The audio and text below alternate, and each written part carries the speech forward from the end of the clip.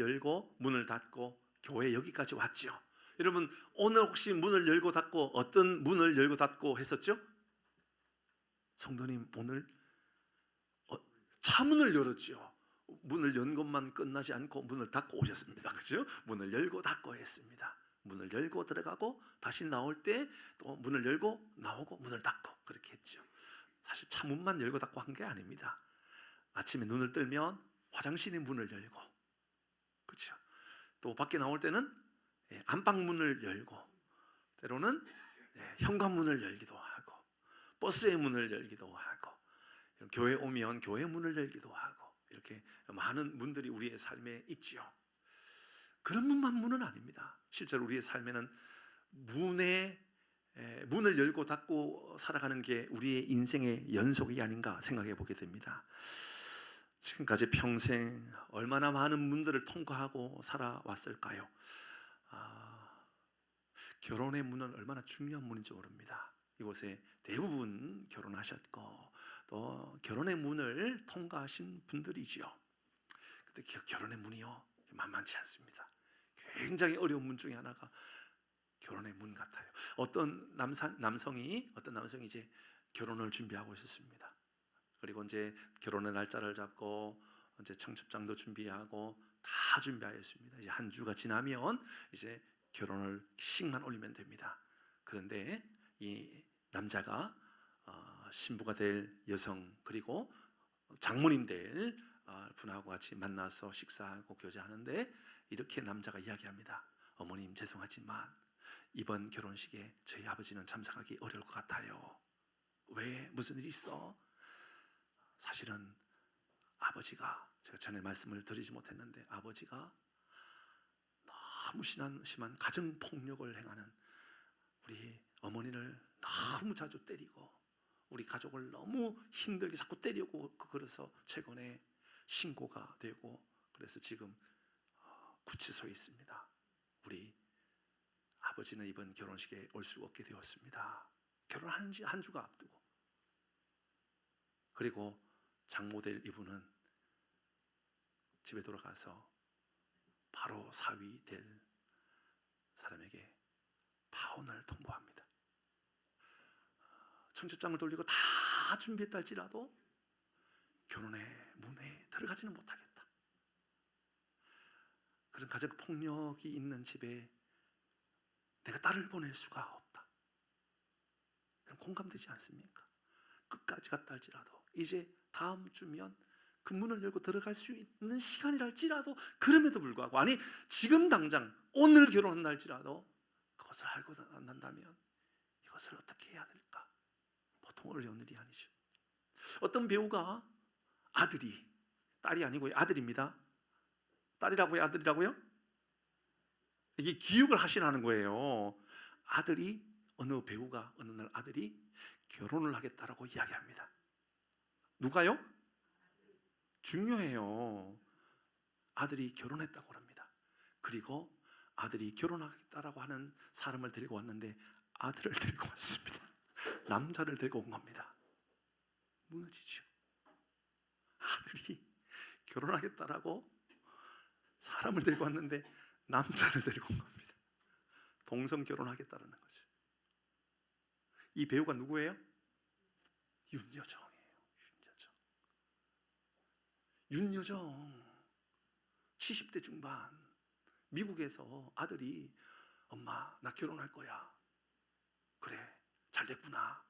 그래서 데리고 왔는데 남자를 데리고 온 거예요. 남자를 데리고 왔다고요. 여러분, 결혼시킬 수 있겠어요? 여러분이라면. 그런데요, 윤여정은 그래도 배우고 그래도 문화적으로 너무 개방되어 있다 보니까 결혼하겠다라고 하는 아들 말입니다. 딸이 아니고요, 아들. 그런데 남자를 데리고 왔는데 그 남자를 뭐라고 불렀느냐? 사위라고 부릅니다. 그럼 지금 누가 여자 역할을 하고 있는 거예요 지금? 아들이 지금 커밍아웃 해가지고요 딸처럼 살고 있다는 거예요. 여자처럼 살고 있는 거예요. 그러면서 남자를 데려와가지고 결혼했다. 그래서 결혼했대요. 동성 미국에서는 뭐 그런 지역도 있는가 봐요. 결혼의 문을 열고 들어가는 게 쉬운 일입니까? 어떤 이들은 다시 그 결혼의 문을 닫아버리고 이 결혼은 무효다, 그런 경우들도 얼마나 많습니까? 그게 우리 인생의 모습 같아요. 치유의 문이 쉽습니까? 진로의 문이 쉽습니까? 건강의 문이 쉽습니까? 지금까지 우리는 건강의 문을 열고 닫고 얼마나 많이 해왔습니까? 지금도 이 건강의 문을 열고 닫고 그렇게 살아오고 있지 않습니까? 취업의 문도 마찬가지죠. 20년 30년 다녀도 여전히 앞으로 내가 이 회사를 계속 다닐 수 있을까 없을까 고민하면서 오늘 이 가게를 문을 닫아야 되나 말아야 되나, 닫아야 되나 말아야 되나 고민하지 않습니까? 사업장은 어떻습니까? 그게 우리 인생이라는 것이죠. 끊임없이 건강의 문 앞에, 결혼의 문 앞에, 자녀의 직장의 문 앞에, 진로의 문 앞에, 관계의 문 앞에 항상 서 있다 그럽니다. 7절 말씀 성경은 이렇게 우리에게 알려줍니다. 7절 시작. 그러므로 예수께서 다시 이르시되 내가 진실로 너희에게 이르노니 나는, 이 문은 단순히 안방문, 화장실문, 차 문이 아닙니다. 인생의 문에 대한 이야기입니다. 우리 주님은 우리 인생의 문이다. 헬라에 보니까 양은 양들입니다. 나는 양들의 문이다. 우리 인생들의 문이다 라는 것을 말하고 있습니다. 왜 문이라고 말할까요? 그런데 여기도 오늘 지난주 말씀처럼 그러므로 예수께서 다시 이르시되 내가 진실로 아멘 아멘, 예수님께서 말씀입니다. 아멘 아멘 이렇게 말씀하시면서 말씀을 이어가고 있단 말입니다. 얼마나 중요한지 모른다는 거예요. 이게 머리로 이해할 수 있는 문제가 아니라 신앙으로 우리 주님께서 우리에게 알려주는 아주 중요한 이야기, 이것을 받아들여야 된다, 이것을 믿음으로 고백하고 이걸 이렇게 살아가야 된다는 것을 강력하게 말하고 있는 메시지. 진실로 아멘 아멘, 내가 너에게 말한다. 아멘 아멘, 내가 너희들에게 문이라는 것 아냐? 왜 그렇게 말했을까요? 첫 번째, 예수님께서 그렇게 말씀하신 이유는요, 그분으로 말미암아 들어가야만 구원을 얻을 수 있기 때문에 그렇습니다. 예수님 외에 우리의 죄의 문제를 해결할 길이 없다 그 말입니다. 예수님 외에는 우리가 하나님 나라에 들어갈 길이 없고요, 예수님 외에는 우리는 하나님을 아버지라 부를 수 있는 방법이 없기 때문에 우리 주님은 우리에게 나는 양의 문이라, 나로 말미암아 들어가야 된다 말씀하고 있는 것이죠. 두 번째, 그 문으로 들어갈 때 비로소 우리가 보호를 받을 수 있기 때문에 그렇습니다. 가장 안전한 울타리이기 때문에 그렇습니다. 내가 양의 문이라고 하는 것은 그 문으로 들어갈 때 우리는 보호를 받는단 말입니다. 쉼을 얻는단 말입니다. 돌봄을 받는단 말이지요. 그래요. 여러분의 가정이, 내가 여러분의 부모입니다. 여러분 이곳에 계신 분 대부분 부모 아닙니까?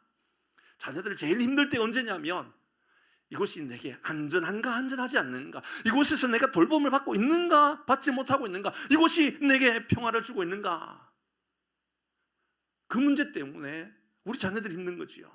어떤 이들은 우리 부모가 진상인지 인상인지, 여러분 우리는 인상이 돼야 됩니까? 진상이 돼야 됩니까? 이 진상이 좋은 말이에요? 여러분 어디에서 분별되느냐? 어떤 이들 그렇게 말을 하더라고요. 부모가 집에 들어왔는데 자녀들이 방으로 쑥 들어가 버리는 집이 있고, 부모가 문을 열고 나가는데 방에서 쑥 나오는 자녀들이 있다. 여러분 어떻습니까? 여러분 집에 들어가면 집에 있는 가족들이 다 모입니까? 아니면 방으로 다 흩어져 버립니까? 여러분 집에 들어갈 때 가족들이 좋아합니까? 집에서 나갈 때 가족들이 좋아합니까? 우리는 어떤 삶을 살고 있습니까? 그곳이 안전한 곳이라고 여러분 느껴지십니까?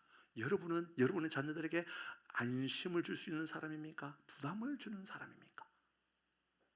여러분 자녀들이, 여러분의 가족들이 여러분과 함께 밥을 먹는 것을 좋아합니까? 아니면 따로 먹는 것을 좋아합니까? 직장에서도 그렇지 않습니까? 오너라도 동료라도 같이 밥을 먹는 것을 좋아하는 사람이 있고 먹는 것을 싫어하는 사람이 있잖아요. 어떤 이들은 밥을 먹고 있는데 누군가가 와요. 예를 들어서 제가 밥을 먹고 있는데 우리 장로님이 오셔요. 밥을 들고, 오늘도 마찬가지겠죠. 밥을 들고 와요.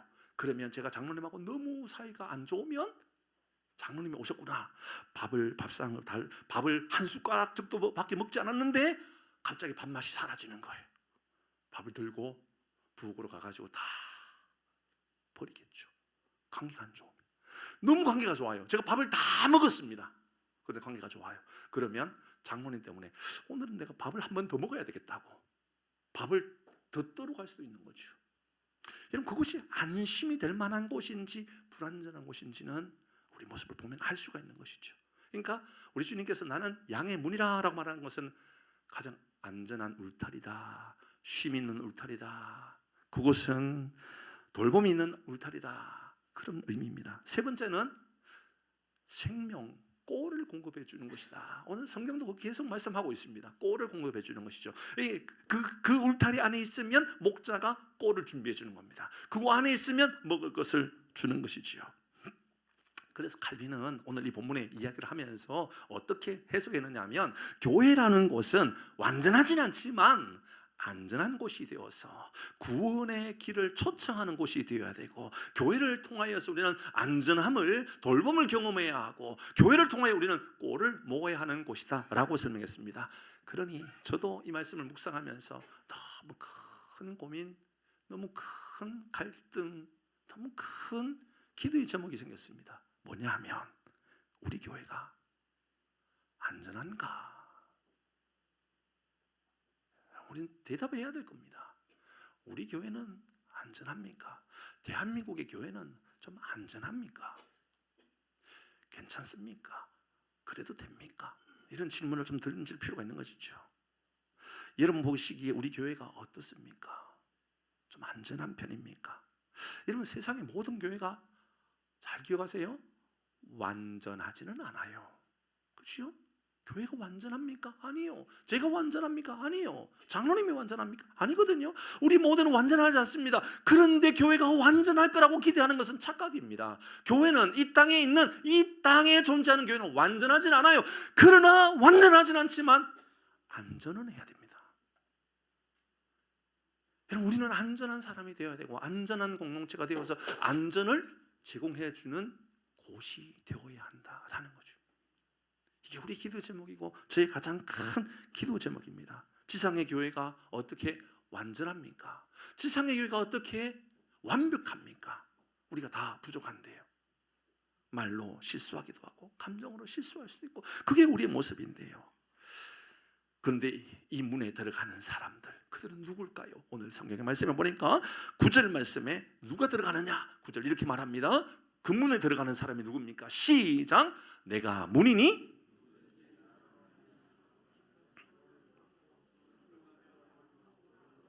그 문에 들어가는 사람 누구라고 말합니까? 누구든지라고 말합니다. 이 누구든지 문 안에 들어갈 수 있어요.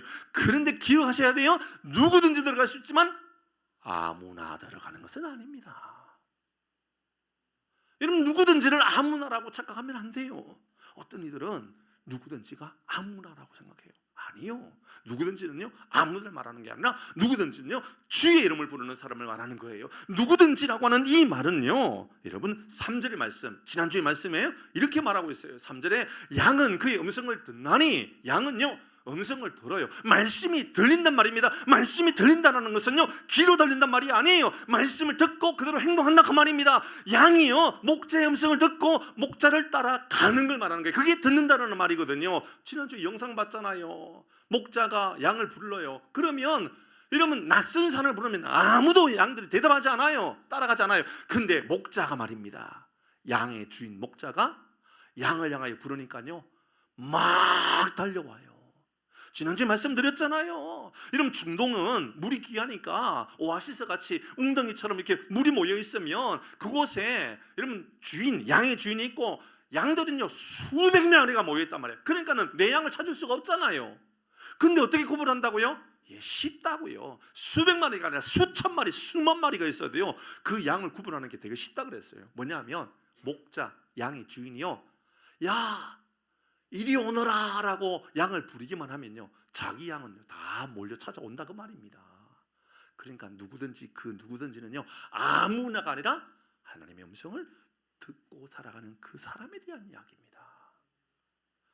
그가 자기 양의 이름을 각각 불러 인도하여 나니라. 4절의 말씀을 볼까요? 또 이렇게 말합니다. 4절에 양들이 그의 음성을 아는 거로, 그래요, 아, 이 하나님의 음성이구나, 아, 이게 하나님께서 나에게 주시는 메시지구나 라고 듣고 살아가는 그 사람들, 아무나가 아니라 누구든지는 하나님의 음성을 듣고 말씀대로 살아가는 그 사람이라면 누구든지라는 말이 되는 것이죠. 로마서 10장 13절은 이 말씀을 이렇게 소개합니다. 주의 이름을 부르는 자는, 띄워주시죠. 로마서 10장 13절, 누구든지 주의 이름을 부르는 자는, 주의 이름을 부르는 그 사람이 누구든지입니다. 주의 이름을 부르고 주님을 바라보고 살아가는 그 사람들에 대한 이야기입니다. 요한복음 1장 12절 말씀에 보니까 영접하는 자, 곧 그 이름을 믿는 자에게는 하나님의 자녀가 되는 권세를 주셨다. 영접하는 자입니다. 그 이름을 믿는 자입니다. 13절의 말씀에 보니까 이는 혈통이나 육정으로나 사람의 뜻으로 나지 아니하고 오직 하나님으로부터 난 사람, 누구든지는 하나님께로부터 난 사람들입니다. 누구든지는요, 은혜의 문이 제한되어 있지 않다라는 거예요. 주의 이름을 부르는 그 사람, 하나님께서 택한 그 사람들입니다. 핍박자 바울, 그는 끊임없이 하나님을, 예수님을 믿는 사람을 핍박했지만 주님께서 그를 찾아오셨고 주님을 만났습니다. 변화되었습니다. 누구든지는 바로 그런 사람입니다. 여러분, 삭개오는 어떤 사람입니까? 세리장이었습니다. 세리장은 그냥 세금을 징수하는 사람이 아니라 그랬습니다. 그 사람은 국가에서 공인해 준 강도들이었습니다. 강도들. 그래서 다른 돈은 다 받아도 거지들도요, 동량을 받을 때 세리가 주는 동량은 안 받았다. 돈을 안 받았다 그랬어요. 왜냐하면 세리는 강도 중에 가장 날강도가 바로 세리라고 생각하기 때문에 그렇습니다. 그 세리 삭개오가 주님을 만나고 싶었습니다. 나무에 올라가가지고 있을 때 예수님께서 내려오너라, 내가 오늘 너희 집에 유하여야겠다. 들렸단 말입니다. 그게 들리는 사람이 있다고요. 말씀이 들리는 사람, 그 사람이 누구든지입니다. 십자가 위의 강도도 주의 음성이 들렸습니다. 다 들린 게 아니라 좌우에 강도가 있었지만, 예수님 십자가 있고 좌우에 강도가 있었지만, 어떤 강도는 너나 잘하세요 그런 식으로 예수님을 놀렸던 사람이 있었죠. 그러나 어떤 사람은 당신의 나라에 임할 때 나를 기억해 달라고, 나를 불쌍히 여겨 달라고 말했던 사람입니다. 주의 음성이 들리는 사람이 있단 말입니다. 가늠하다가 잡힌 여인도 바로 누구든지에 들어가는 사람입니다. 남편이 5명이나 있었지만 지금 살고 있는 그 남자도 네 남편이 아니다라고 말했던 그 사마리아 여인도 바로 예수님의 음성이 들려졌습니다. 주님, 제가 그 물을 마시고 싶습니다. 영원히 마르지 않는 그 샘을 내게도 주옵소서. 누구든지는 바로 이렇게 주의 음성이 듣고 음성에 즉각적으로 대답하는 사람입니다. 여러분도 그런가요? 신방하다가 이야기를 나누는데 제 개인적인 삶에 대한 이야기하는 게 좋은가 봐요. 그런 이야기를 들으면 힘이 되는가 모르겠어요. 다 할 수는 없지만 그런 이야기를 전에 종종 하기도 했고, 요즘도 종종 하지만, 저도 또 할 얘기가 있더라고요. 보니까 저는 초등학교 5학년 때요, 6학년 때요, 성도님, 제가 초등학교 6학년 때요, 친구들과 어울려 다니면서 아파트 트리하러 다녔습니다.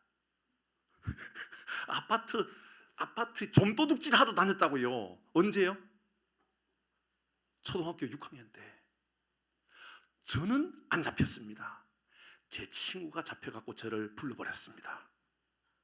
그래서 경찰서에 끌려가지고, 당신은 지금은 뭐 그러지 않겠지만 얼마나 두들겨 맞았는지 몰라요. 그리고 이제 학교에 이야기하고 너는 소년으로 갈 것인가 이렇게 결정해야 되는 그런 순간이었습니다. 그때 그 제가 아파트는 털었지만 그 도둑도요, 자기 동네는 안 턴다 그러거든요. 맞는지 모르겠네요. 어쨌든 제 동네는 제가 왜 털겠어요. 근데 저희 집 바로 뒤에는 초등학교가 있고 좀 밑에 내려가면 이웃 교회 집사님이 운영하는 슈퍼가 있었어요. 슈퍼. 제 친구가 이 슈퍼를 틀다가 잡힌 거예요. 언제? 주일날 이 슈퍼가 문을 닫으니까 제 친구가 주일날 틀었던 거예요. 그때 중학교 1학년 때인데 틀었어요. 그러다가 잡혔어요. 근데 그 집사님이 그 집사님이 예배를 드리는데 마음 안에 하나님이 이런 마음을 주시더래요. 빨리 너의 가게를 가보거라, 이런 마음이 들더라는 거예요. 혹시나 어떤 문제가 있을 것이다. 그래서 딸려갔더니 제 친구가 거기서 슈퍼 틀다가, 문방구죠, 틀다가 잡힌 거예요. 자기만 잡혔으면 됐지 저를 왜 불렀는지 모르겠어요. 전에 제가 한 번도 그 집을 털어본 일이 없는데 저하고 사이가 나쁜 것도 아니고 그 길로 바로 경찰에 잡혀가지고 막 뭐 이제 너 어디 털었냐, 얘 어디 털고 뭐 어디 털었냐 뭐 이렇게 하다가 그 슈퍼 주인이 이렇게 이야기한 거예요. 정씨가 너 교회 가서 예수 믿으면 내가 모든 것 다 용서해 줄게. 그 길로 교회를 다니기 시작했고 그 길로 예수님을 만나게 되었고 그 길로 목사가 되었습니다. 저 같은 사람도 하나님께서, 전도둑질하는 사람도 하나님께서 구원의 길에 은혜를 주시는 거죠. 누구든지라고 하는 것은 주님의 이름을 부르고 예배하며 주의 이름을 부르는 그 예배의 자리로 나가는 그 사람에 대한 이야기가 오늘 본문의 말씀 아닐까요? 제 말씀을 묵상하면서 성경에 나오는 누구든지가 가장 좀 감동스러운 사람들이 누가 있을까 생각해 보았어요. 그러면서 마태복음, 마가복음, 누가복음에도 다 나오는 그 사람이 생각났어요. 누구냐면 어느 날 예수님께서 제자들과 함께 배를 타고 갈릴리 호수를 건너가고 있었습니다. 배를 타고 갈릴리 호수를 건너가고 있었는데 예수님께서는 배 밑에서 주무시고 계시는 거예요. 제자들은 잘 수가 없었어요. 왜냐하면 큰 풍랑이 일어나서 이러면 배가 파손될 위기까지 있었던 거예요. 배가 이제 이러다가는 배가 부서지고 침몰할 수 있는 상황이 된 거예요. 그러니까는 난리가 난 거예요. 그러니까 이 제자들이 예수님한테 하는 이야기가, 예수님 어떻게 여기서 주무실 수가 있냐고, 우리가 죽게 된 것을 모르시나이까. 우리가 죽게 되었습니다. 우리는 이 말을 호들갑이라고 말하지요. 그런데 호들갑이라고 말하기는 좀 그렇습니다. 왜냐하면 여러분 지금도 저는 뭐 병원을 종종 가거든요. 여러분 병원 가는 건 나쁜 게 아닙니다. 여러분 병원 자주 다니셔야 돼요. 그래야 건강합니다. 건강하지 않는 사람 특징은요, 나는 평생 병원이라는 것은 가본 일이 없어요. 그러지 마세요. 병원 가세요. 여러분 병원에 가서 자주 진단도 하고요, 진찰도 받고 그러셔야 돼요. 그런데요, 작년에 뭐 수술을 하고 뭐 그전에는 뭐 그렇다 하지만 작년 1월, 2월 지나면서 지금까지요, 아직까지도 적응이 잘 안 되는 게 있어요. 뭐냐면 주사를 맞는 건 지금도 적응이 안 돼요. 여러분 주사 맞는 게 적응이 되던가요? 이상하게요, 주사를 맞을 때는 뭐 이렇게 뭐 엉덩이 주사를 맞기도 하고 뭐 팔에다 주사를 맞기도 하고 뭐 여러 군데 맞을 수 있잖아요. 주사는 여러 군데 맞을 수 있어요. 그런데 이상한 게요, 영양제 주사를 맞아도 적응이 안 돼요. 그 우리 집 사람은 제가 그렇게 이게 꾀병은 아니고요, 그냥 조금만 아프면 너무 아프다라고 제가 이야기한다는 거예요. 그러니까 우리 집 사람은 그것을 호들갑이라고 표현하는 거예요. 호들갑. 뭘 주사 맞는 걸 그렇게 호들갑 듣냐고. 여러분 주사는요 10년, 20년, 30년 맞을 때 그 호들갑이 아니라 아픈 거냐 아픈 겁니다. 여러분 오늘은요 주사 맞을 때 안 아플 수 있지만 내일은 주사 맞으면 아플 수가 있거든요. 어떤 간호사가 주사를 놓느냐에 따라 달라요. 아플 때도 있고 안 아플 때도 있지만요, 이게 적응이 안 돼요. 그러니까 호들갑은 호들갑이 아니라 진짜 아픈 거예요. 배를 타고 있었던 제자들을 생각해 보십시다. 제자들이요, 예수님 우리가 죽게 된 것을 모르시나이까? 우리가 죽게 되었는데 어떻게 그렇게 주무실 수가 있습니까? 호들갑을 뜬 거예요. 호들갑 아닙니다. 왜요? 그 제자들은요 상당 부분 고기를 잡는 어부들이었거든요. 그러니까 배가 이 정도로 흔들리고 태풍이 이 정도로 불면 이게 우리를 죽게 하는지, 이 정도는 견뎌낼 수 있는지 안다 모른다? 안단 말입니다. 그러니까는 그들 호들갑이 아니라 죽게 된 것을 모르시나이까라는 말은 죽게 되었다 그 말입니다. 진짜 우리는 죽을 것 같습니다. 예수님께서 딱 올라오셔서 바다를 향하여 잠잠하라, 잠잠해졌습니다. 그리고 그 배가 도착한 곳은 그라사인이라고 하는 지역으로 도착하게 되었습니다. 그라사인에 배가 도착했는데 그라사인에 도착하자마자 알게 된 것은 세상에 무덤 사이에 집을 짓고 살아가는 귀신 들린 사람을 만난 겁니다. 그러니까 예수님은 제자들과 데리고 목숨을 걸고 간 곳이 있다면 어디냐면 귀신 들린 사람 만나러 간 겁니다. 예수님은 잔치집 간 게 아니고요, 놀러 간 게 아니고요, 여행 간 게 아니고요, 예수님께서 좋은 배 타고 구경 간 게 아니고요, 목숨 걸고 간 곳이 귀신 들린 사람 만나러 간 겁니다. 귀신 들린 그 사람을 성경이 뭐라고 표현하고 있는지 볼까요? 마가복음 5장 3절은 이렇게 이야기합니다. 읽어봅니다. 시작. 그 사람은 무덤 사이에 거처하는데 이제는 아무도 쇠사슬로 맬 수 없게 되었다. 아무도 쇠사슬로 맬 수 없는 그런 삶을 살고 있는 겁니다. 이 사람이 어떻게 행동하는지 볼까요? 3절입니다. 4절입니다. 시작. 이는 여러 번 고랑과 쇠사슬에 매었어도 쇠사슬을 어떻게 했다고요? 끊고요, 고랑을 깨뜨렸고요. 그리하여 아무도 그를 제어할 수가 없었던 겁니다. 그 사람을 예수님께서 만나러 간 겁니다. 근데요, 5절의 말씀을 읽으면서 여러분의 삶에 적용하셔야 됩니다. 5절 시작. 밤낮 무덤 사이에서나 산에서나 뭐 하고 있다고요? 뭐 하고 있다고요? 저는 소리를 자꾸 지르는 그 사람들이 조심스럽습니다. 왜 그렇게 소리를 질러요? 저도 소리를 지르는 사람이잖아요.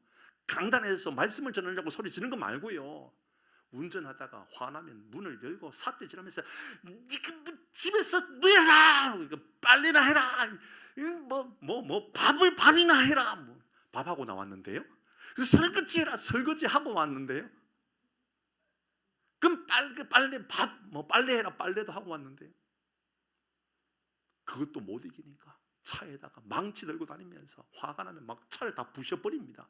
어떤 사람은 그런 사람도 있더라고요. 벤츠. 그래도 우리나라에 아니 세계에서 제일 좀 고급 차 아닙니까? 벤츠를 타고 벤츠를 타고 시동 꺼지고 그러더라는 거예요. 화가 나가지고 회사가 이거 안 고쳐주고 리콜 안 해주니까 세상에 그 벤츠 영업 회사에 그 대리점에다 세워놓고 해머, 큰 거 있죠, 해머를 가져와고 차를 다 부셔버리는 것을 동영상으로 찍어가지고 올렸더라고요.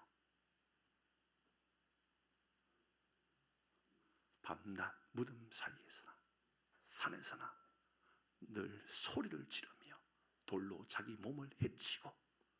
뭐가 다르죠? 3절 말씀부터 다시 볼까요? 그 사람은 이런 사람입니다. 그 사람은 무덤 사이에 뭐 했다고요? 희망이 없는 겁니다. 세상에 희망이 없어요. 세상에 어디도 소망이 없는 삶을 살아가는 거예요. 무엇으로도 통제가 안 되는 거예요. 질서가 없어요. 그러니까는 쇠사슬로 맬 수도 없는 거예요. 아무 사람 말도 안 듣습니다. 나라 말도 안 듣고요, 아내 말도 안 듣고요, 부인 말도 안 듣고요, 부모 말도 안 듣고요, 친구 말도 안 듣고요. 너나 잘하라 그럽니다. 막 삿대질하거든요. 여러분 미안해요 그러세요. 그냥 똑같이 내려가지고 멱살 잡고 그러지 마시고요. 신기섭 장로니 처럼만 하면 돼요.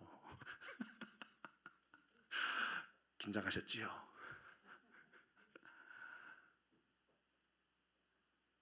우리는 어떤가요? 아무 데서나 막 자녀들 앞에서도 소리 지르고, 저도 그런 거예요. 저도 막 너무 화가 나면 다 못 이기면 화를 내면서 막 두들겨 패버리고 싶고. 그 사람을 오늘 성경은 뭐라고 하는지 아세요? 무덤 사이에 거처를 둔 사람, 사망에 이르는 사람, 소망이 없는 사람. 남 얘기하지 말란 말입니다. 예수님은 그 목숨을 가지고 풍랑을 헤쳐가지고 누구 만나러 왔느냐면요, 바로 이 무덤 사이에 거처를 두고 있는 이 사람만 찾아온 겁니다. 무엇으로도 통제할 수 없고 무엇으로도 질서를 세울 수 없는 이 사람을 찾아온 겁니다. 15절의 말씀에 보니까 이런 예수님께서 그를 이렇게 해주십니다. 15절 말씀에 보니까 같이 읽어볼까요? 시작.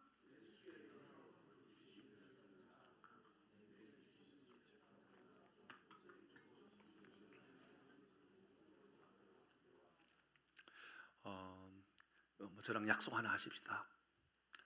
운전대 위에다가 이렇게 좀 써놓으세요. 혹시나 그 소리 지르거나 막 그러는 사람이 있으면 운전대 앞에다가 그렇게 써놓았으면 좋겠어요.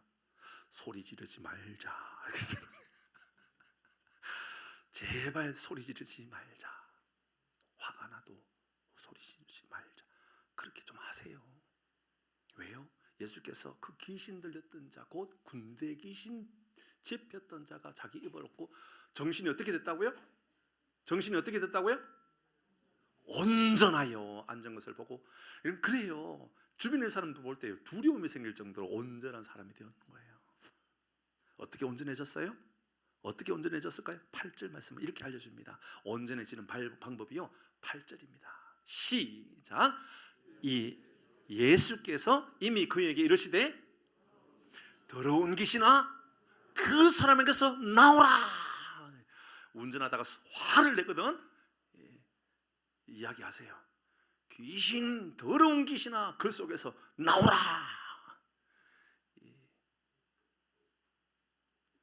여러분 양희숙 권사님 혹시나 장로님께서 운전하다가 막 화를 내거나 창문을 열고 막 화를 내거든 이 옆에서 하세요. 더러운 귀신아 그 속에서 나오라. 남 이야기입니까? 이게 우리 이야기란 말입니다. 우리가 그렇게 살기 때문에 이 생각해 보니까는 우리 모두가 참 나 자신에게 이야기해야 될 거니까 더러운 귀신 속에서 나오라. 우리 이야기로 좀 들려주지 않나요? 저는 이 말씀을 묵상하면서 죽음에 이르는 병, 희망이 없고 그래서 사망에 이르는 병 가운데 살아가는 이 시대를 향하여 무엇으로도 통제할 수 없는 이 시대를 향하여 주님께서 이제는 나에게 말씀해 주실 때가 되었구나. 더러운 귀신아 그 속에서 그 사람에게서 정식이 너 속에서 김정식 너의 속에서 나오라.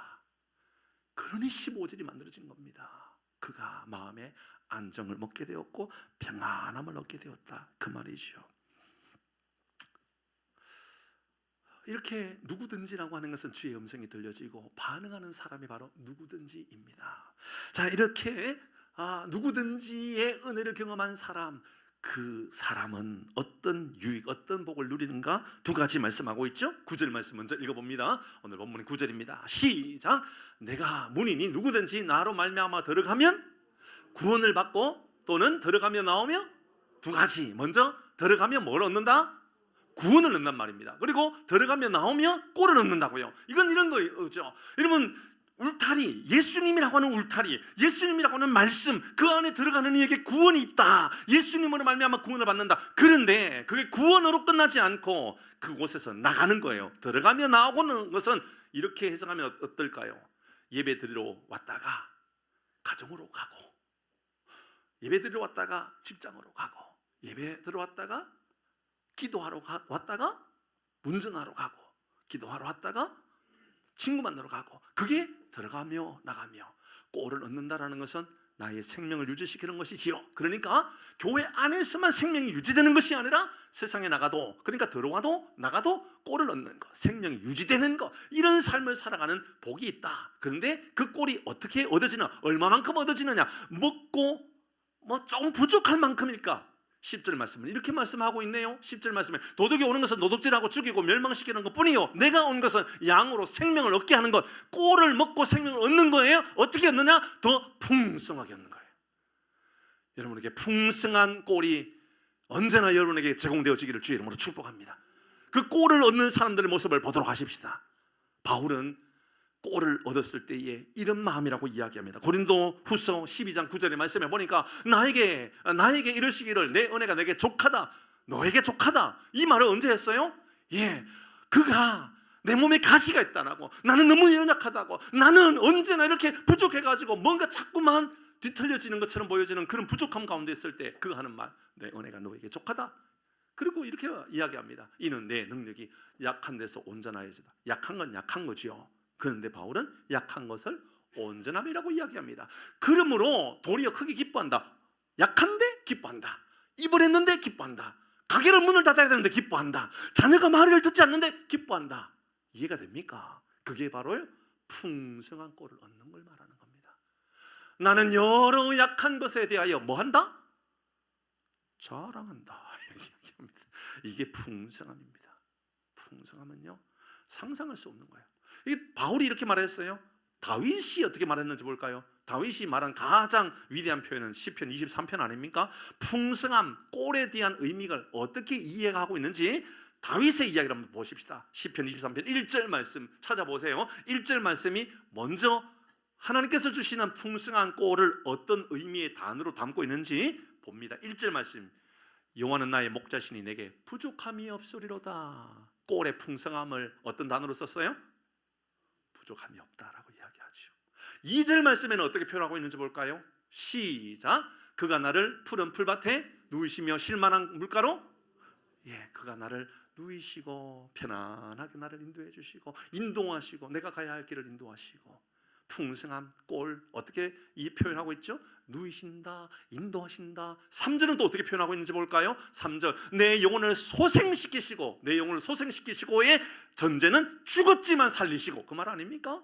내 영혼은 세상에서 날마다 죽는, 날마다 고난 가운데 죽음에 이르고 날마다 무덤 속에서 살아가는 것처럼 보여지는데 주님께서 나를 살리시고 꼴, 풍성함을 어떻게 표현하느냐? 소생시키신다, 의의 길로 인도하신다, 가장 좋은 길로 항상 인도해 주신다, 이렇게 표현하고 있죠. 4절 말씀을 또 볼까요? 4절에 말씀에 보면 내가 사망의 음침한 골짜기로 다닐지라도, 그런 삶이 있지요. 사망의 음침한 골짜기 같은 길이 있지요. 해를 두려워하지 않을 것은 주께서 나와 함께 하심이라. 주의 지팡이와 나를 안위하시나이다. 꼴, 평안함이 가장 어울리는 한 단어가 보인다면 저는 이 단어가 보여지네요. 안위하시나이다. 그냥 안전함이라고 표현하는 것보다도 더 위대한 표현을 쓰고 있는 것 같아요. 가장 안전한 길로 우리를 이끌어 주시는 안위하시나이다. 여러분, 다윗은요 모든 구절에 자기가 얼마나 지금 풍성한 삶인지를 알려주는 거예요. 너무 풍성하다. 5절 말씀을 볼까요? 5절은요 이제 클라이막스에 막 다다르게 돼요. 5절은 이렇게 말합니다. 시작. 주께서 내 원수의 목전에서 내게 상을 차려주시고 기름을 내 머리에 부으셨으니, 어울리는 단어가 풍성함, 꼴, 가장 어울리는 단어가 있다면 넘친다. 뭘로요 넘쳐요? 기름을 부어주셨으니 성령으로 넘친다, 감사한다. 이렇게 표현되었어요. 6절 말씀에 보니까 이렇게 표현하고 있어요. 내 평생의 선하심과 인자하심이, 그 하나님은 항상 나를 선하게 인도해 주신다. 하나님 항상 나를 안전한 길로 인도해 주신다. 인자하시다, 은혜가 많으시다, 헤세드, 이런 표현을 써요. 그러면서 나를 따르니 내가 여호와의 집에 영원히 살리로다. 여러분, 다윗은요 매 구절 구절 한 절 한 절마다 나를 얼마나 풍성한 꼴을 먹여주시는지 알려주고 있는 것이죠. 베드로도 그렇게 말합니다. 베드로전서 1장 8절의 말씀에 보니까 베드로도요 하나님 나를 풍성하게 말하는데 이렇게 말을 하고 있어요. 뒷부분의 말씀에 보니까 말할 수 없는 영광스러운 즐거움으로 기뻐한다. 말할 수 없는 영광스러운 기쁨이 내 안에 있다, 이렇게 말하고 있죠. 바울이, 아까 말씀드렸던 바울이 감옥에 있을 때도요 이렇게 말합니다. 빌립보서 1장 9절의 말씀에 보니까 9절의 말씀에 내가 기도하노라 나의 사랑을 지식과 모든 총명으로 점점 더 어떻게 했다? 풍성하게. 하나님께 내가 기도할 때마다 하나님 나를 풍성한 마음을 주셨다. 어디에서요? 감옥에서 나를 풍성하게 해주셨다. 이게 발전하고 발전해가지고요 결국은 어디까지 가게 되느냐 하면 11절 말씀을 좀 볼까요? 11절 예수 그리스도로 말미암아 의의 열매가 가득하다, 풍성하다, 가득하다, 이렇게 말을 하죠. 15절인가요? 18절 말씀에 이렇게 이야기합니다. 그러면 무엇이냐? 거칠었냐? 이 풍성함이 거칠었냐?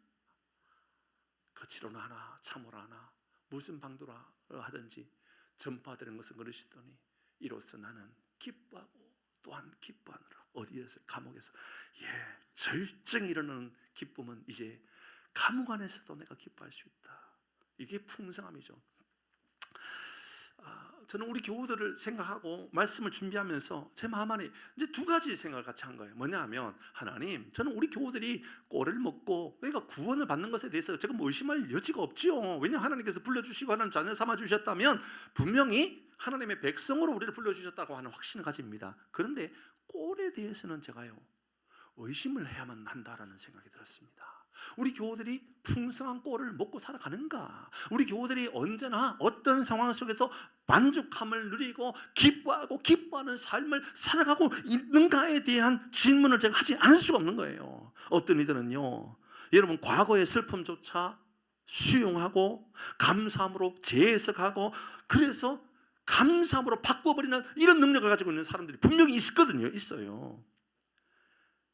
자본주의가 말하는 풍성함이 있지요. 저는 하나님께서 예수 잘 믿는 사람에게 주는 풍성함의 복이 반드시 있다고 믿거든요. 왜냐하면 하나님께서 그들을 통하여 일하시는 일들이 있기 때문에 그렇습니다. 선교의 사명, 구제의 사명을 잘 감당하게끔 하기 위하여 하나님께서요, 예수 잘 믿는 그들을 더 부유하게 하시는, 하나님의 나라를 세워가기 위하여 하나님께서 더 공급해 주시는 능력이 우리 모두에게도 있기를 바랍니다. 저는 여러분 가난하지 않고요, 부유하게 살았으면 좋겠습니다. 여러분 앞에 제가 부유했으면 좋겠습니다 하는데 아멘하지 않고 가만히 뭔 말씀인가 이렇게 말씀을 생각하고 있는 사람도 있는데 후회될 일 아닐까요? 그거? 저는 하나님께서요 더 잘되게 주셨으면 좋겠거든요. 부유하게 살았으면 좋겠어요. 그런데 그게 다는 아니지요. 하나님께서 우리에게 주신 부유함의 목적이 분명히 있다. 이로 인하여 내가 하나님의 영광을 위하여 어떻게 쓰임받을까 분명히 있습니다. 근데 그것 말고요, 또 하나 바울이나 다윗이나 베드로처럼 내가 기뻐하고 내가 부족하고 연약한 가운데도 내가 사망의 음침한 골짜기에서도 기뻐하고 이런 삶이 있단 말입니다. 그러니까 인생을 이제는 재해석하는 능력들이 생기더라 그 말입니다. 다른 옷을 입고 살아가는 거예요. 예전에는 세상의 옷을 입었는데 이제는 예수로 옷 입는 거예요. 그래서 이제는 내 입에서 나오는 게 이해 안 되는 거예요. 세상 사람들은 도저히 이해 안 되는 게 있는 거예요. 작년에 제가 참 좋아하는 개그우먼인데 갑자기 모든 방송을 하차하고 치료 들어간다라는 뉴스가 나오기 시작한 거예요. 개그우먼 박미순 암 선고를 받은 거예요. 그래서 치료를 해야만 되는 상황이 되었어요.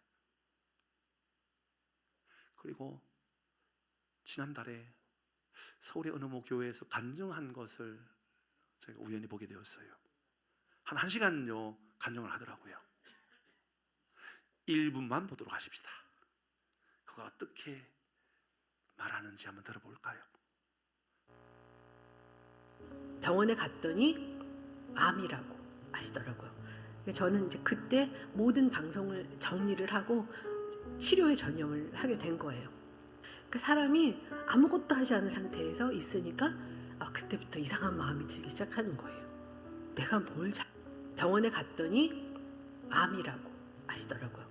저는 이제 그때 모든 방송을 정리를 하고 치료에 전념을 하게 된 거예요. 그 사람이 아무것도 하지 않은 상태에서 있으니까 그때부터 이상한 마음이 들기 시작하는 거예요. 내가 뭘 잘못했지? 열심히 살았고 하나님 열심히 믿었는데, 그리고 나쁜 짓 한 것 같지 않은데 내가 뭘 잘못했을까? 하나님이 뭘 잘못해서 저한테 이렇게 벌을 주시나요? 그런 생각이 들면서 사람들이 원망스럽고 남편한테도 막 싸우게 되고, 그래서 안 되겠다 싶어갖고 제가 이제 새벽 예배를 드리기 시작했어요. 그 목사님 그 얘기를 하시는 거예요. 어떤 신자분이 암 투병을 하고 있는데 저랑 똑같은 얘기를 하셨다는 거예요. 목사님, 제가 뭘 잘못해서 이렇게 힘든 걸까요? 라고 말씀하셔서 그날 목사님이 많이 우셨다는 얘기를 하시더라고요. 속상하셨던 거죠. 그게 아닌데. 그러면서 하나님께서 지금 이런 시간을 준 것은 내가 뭘 잘못해서가 아니라 하나님께서 새롭게 옷을 입혀주시기 위해서 이런 시간을 만들어 주셨다는 거예요. 그게 얼마나 감사한 일이에요. 그렇죠? 그 다음부터는 제가 완전히 무너졌어요. 나에게 이런 시간을 주신 게 하나님께서 나를 성령으로 새롭게 옷 입히게 하기 위해서 하나님께서 이런 시간을 주신 거구나. 너무 감사한 거예요. 모든 게 감사한 거예요. 여러분은 그렇게 살 수 있습니까?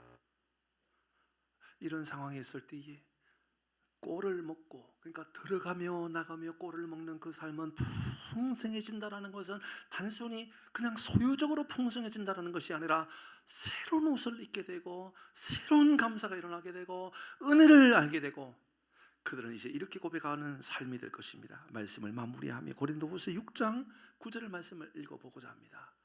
무명한 자 같으나 유명한 자요, 죽은 자 같으나 보라 우리가 살아있고, 징계를 받은 자 같으나 아니라고요, 죽음을 당하지 아니하고. 10절 말씀에 10절 근심하는 자 같으나 항상 기뻐하고, 가난한 자 같으나 많은 사람을 부유하게 하고, 아무것도 없는 자 같으나 모든 것을 가진 자로다. 사랑하는 교회 여러분, 새로운 옷을 입고 새로운 하나님의 울타리 안에, 하나님께서 주시는 울타리 안에서 풍성함을 누리고 살아가는 복이 우리 가운데 있기를 주의 이름으로 축복합니다.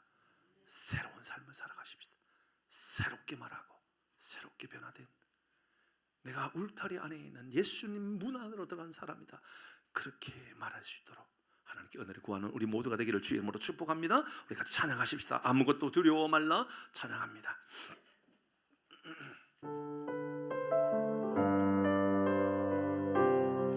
아무것도 두려워 말라. 아무것도 두려워 말라. 주 나의 하나님이 지켜주시네. 놀라지 말라. 놀라지 마라. 겁내지 마라. 주님 나를 지켜주시네. 다시 한번 고백합니다. 아무것도 두려워 말라. 아무것도 두려워 말라. 주 나의 하나님이 지켜주시네. 놀라지 마라. 겁내지 마라. 주님 나를 지켜주시네.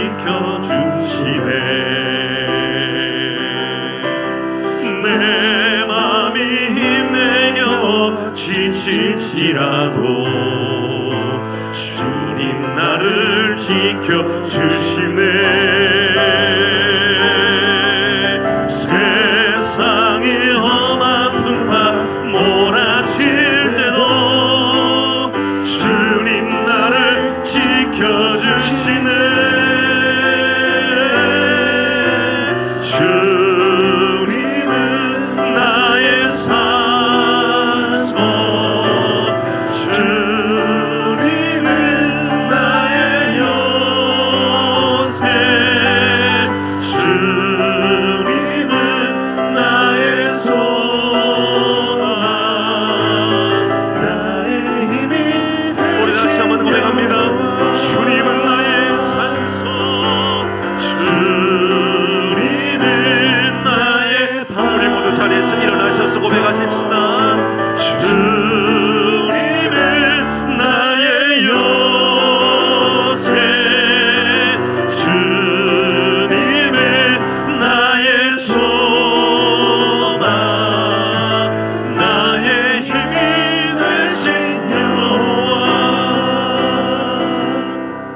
내가 무리니 누구든지 나로 말미암아 들어가면 구원을 받고 또는 들어가며 나오며 꼴을 얻으리라. 다시 말씀드리지만 저는 여러분의 구원을 의심하지 않습니다. 아니, 의심할 만한 그 능력을 제가 가지고 있는 게 아니거든요. 또 그러면 안 되는 거고요. 그런데 하나는 의구심을 가지고 살아갑니다. 저 성도님은 풍성한 꼴을 먹고 있을까? 저 성도님은 풍성한 꼴을 들어가며 나가며 그렇게 먹으려고 몸부림치고 있을까? 제가 판단하진 않지만 의심을 하고 하나님께 은혜를 구할 수밖에 없습니다. 어디에서 나타날까요? 무명한 자 같으나 유명한 자요, 죽은 자 같으나 보라 우리가 살아있고, 징계를 받은 자 같으나 죽음을 당하지 아니하고, 근심하는 자 같으나 항상 기뻐하고, 가난한 자 같으나 많은 사람을 부여하고, 아무것도 없는 자 같으나 모든 것을 가진 자로다. 이것으로 우리는 정리할 수가 있습니다. 점검해 볼 수가 있단 말입니다. 하나님 앞에 이 말씀을 붙잡고 주님, 하나님의 백성으로, 하나님의 사람으로 들어가며 나가며 풍성한 꼴을 공급받는 삶을 살게 하여 주옵소서. 주님, 내게 이 은혜를 주옵소서. 같이 믿음의 고백을 가지고 기도하며 하나님께로 나가십시다. 같이 기도하겠습니다. 고맙고 감사하신 하나님 아버지, 은혜를 감사합니다. 주님, 이 은혜를 우리에게 허락하여 주시옵소서. 주님, 들어가도 이 꼴을 얻게 하시고 나가도 하나님 이 꼴을 얻으며 풍성하게 얻는 삶을 살아가는 우리 모든 교우들 되게 하여 주시옵소서. 예수님이 문이고 내 인생의 문이기 때문에 그 문으로 안으로 들어갈 때에 우리가 가장 안전하며 그 문에 들어갈 때 구원에 이르고 그 문에 이르게 될 때에 하나님의 나라의 백성으로 하나님의 자녀로 살게 되며 그 안에 거할 때에 하나님 우리는 부족하지만 하나님 우리가 위로를 경험하게 되고 쉼을 얻게 되고 회복을 얻게 되는 것을 잊지 않게 하여 주시옵소서. 그곳에서 하나님 우리가 소망을 얻게 하여 주시옵소서. 우리의 삶이 더 풍성하게 하시며 우리의 삶을 더 아버지 하나님 위로해 주시는 하나님을 경험하며 살게 하여 주시옵소서. 말씀의 꼴을 먹는 것을 기뻐하는 우리의 모든 교우들 되게 하여 주시옵소서. 주의 말씀을 붙잡고 살게 하여 주옵소서. 주님, 예수로 새로운 옷을 입어 무명한 자 같으나 유명한 자요, 죽은 자 같으나 보라 우리가 살아있고, 징계를 받은 자 같으나 죽음을 당하지 아니하고, 근심하는 자 같으나 항상 기뻐하고, 가난한 자 같으나 많은 사람을 부유하고, 아무것도 없는 자 같으나 모든 것을 가진 자. 주님, 풍산재단의 우리 교우들이 바로 이러한 삶을 살게 하여 주옵소서. 예수로 옷 입고 살아가는 삶을 살게 하여 주시옵소서. 구원을 받는 것으로 끝나지 않고 들어가며 나오며 풍성한 꼴을 얻는, 풍성한 생명 안에 거하는, 사망의 음침한 골짜기 가운데서도 두려울 것이 없는 삶을 살아가는 이런 우리 모든 교우들 되게 하여 주옵소서. 연약한 이들을 주님 축복하며 기도합니다. 하나님의 은혜가 필요합니다. 주님의 돌보심이 필요합니다. 주님, 이들을 어루만져 주시어서 회복의 역사가 나타나게 하여 주옵소서. 병원에서 신음하며 하나님께 은혜를 구하는 이들마다 가장 좋은 하나님의 도우심을 경험케 하여 주시옵소서. 하나님, 사업장마다 복을 허락하시고 일터마다 하나님 복을 허락해 주시어서 하나님, 우리가 교회로 나온 것으로 끝나지 않고 우리 삶의 현장에 간 그곳에서도 풍성한 은혜가 임하도록 복을 허락하여 주시옵소서. 여호와는 내게 복을 주시고 너를 지키시기를 원하며, 여호와는 그의 얼굴로 내게 비추사 은혜 베푸시기를 원하며, 여호와는 그 얼굴을 내게로 향하여 두사 평강 주시기를 원하노라. 우리 주 예수 그리스도의 크신 은혜와 하나님 아버지의 한없는 사랑과 성령 하나님의 위로 교통 충만하신 은혜가 구원을 받으며 삶의 풍성한 꼴을 얻어 언제나 어디서나 만족을 누리며 살겠노라고 믿음으로 결단하는 모든 심령들 머리 위에 가정과 자녀들과 사업장과 일터와 나라와 민족과 우리 주일학교 어린아이들과 선교사님 사역 현장 가운데 영원토록 함께 있을지어다. 아멘. 주여,